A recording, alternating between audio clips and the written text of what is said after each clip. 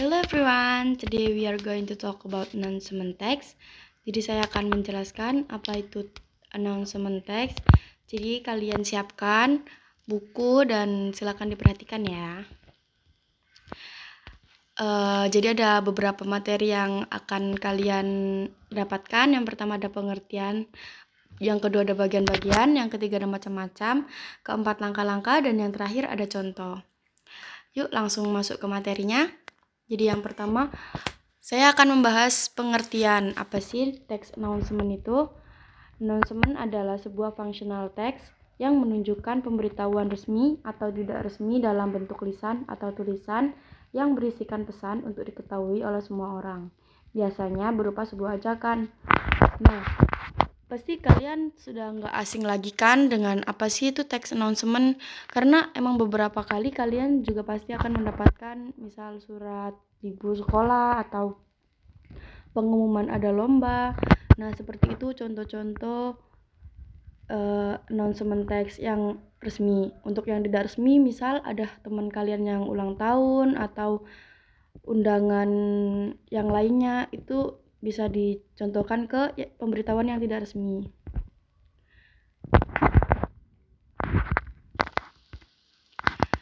Nah, di sini ada bagian-bagiannya. Yang pertama ada judul, kedua tanggal atau waktu, yang ketiga ada tempat, dan yang terakhir orang yang dapat dihubungi. Ini penting banget. Jadi kalian harus jika membuat text announcement, kalian harus memperhatikan bagian-bagian ini. Untuk yang pertama, kalian harus menyiapkan judulnya. Misal kalian mau bikin surat undangan pemberitahuan tentang lomba mading gitu. Jadi judulnya ada lomba mading gitu. Nah, tanggalnya kalian tulis tanggal lengkap dengan harinya gitu kan. Lalu ada tempat di mana sih kalian bikin lomba tadi, dan yang terakhir orang yang dapat dihubungi. Kenapa kalian harus mencantumkan kontak person? Karena jika ada orang yang ingin bertanya terkait surat undangan yang kalian bikin, yang kalian buat, itu mereka dapat menghubungi dan bertanya di kontak person yang sudah tersedia.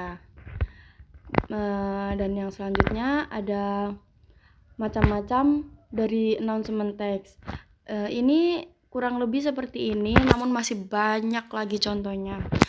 Yang pertama adalah lowongan pekerjaan, penerimaan murid baru, pengumuman orang hilang, pengumuman yang lain, berita kematian seseorang, pengumuman sebuah acara, pemberitahuan dari pemerintah, dan yang terakhir misal pengumuman mading, yaitu pengumuman tersebut ditaruh di mading, jadi bukan disebar gitu. Tapi masih ada banyak lagi, misal ada undangan ulang tahun, undangan pernikahan, dan lain-lain, masih banyak lagi. Kalian bisa temukan di sehari-hari kalian. Nah, selanjutnya bagaimana sih caranya bikin surat pemberitahuan? Yang pertama, kalian harus tahu apa sih tujuan kalian bikin surat itu tadi.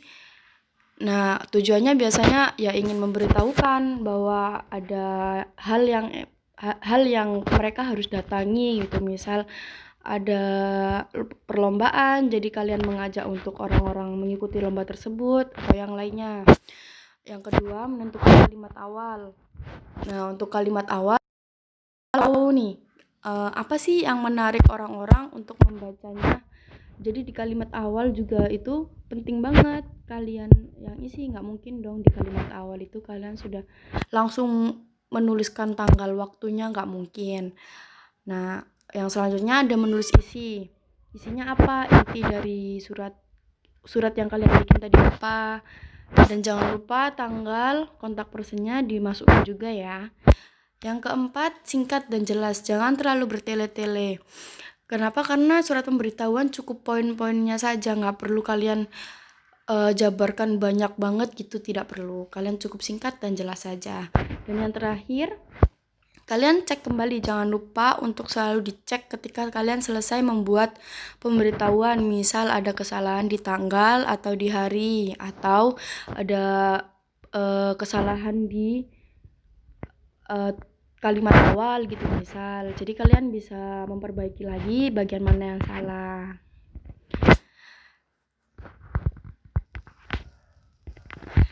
Nah, sekarang kita masuk ke contoh announcement text ya.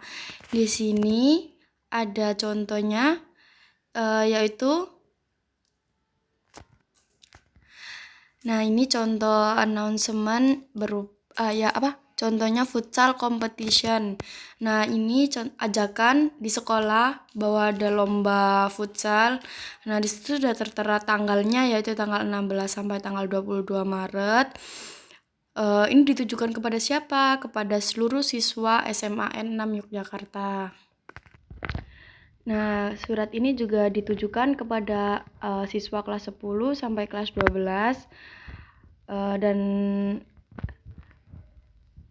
pemberitahuan ini pendaftarannya hingga tanggal 14 Maret. Jadi setelah itu sudah tidak bisa. Di sini ada kontak personnya juga atas nama Bayu dan Raisa. Nah, jangan lupa penutupnya juga ya. Kalian bisa perhatikan juga contoh yang di sini atau kalian bisa mencari contoh yang lain. Sekian penjelasan dari saya. Jika ada yang kalian bingungkan, kalian bisa langsung hubungi saya. Terima kasih dan mohon maaf apabila ada salah kata. Wassalamualaikum warahmatullahi wabarakatuh.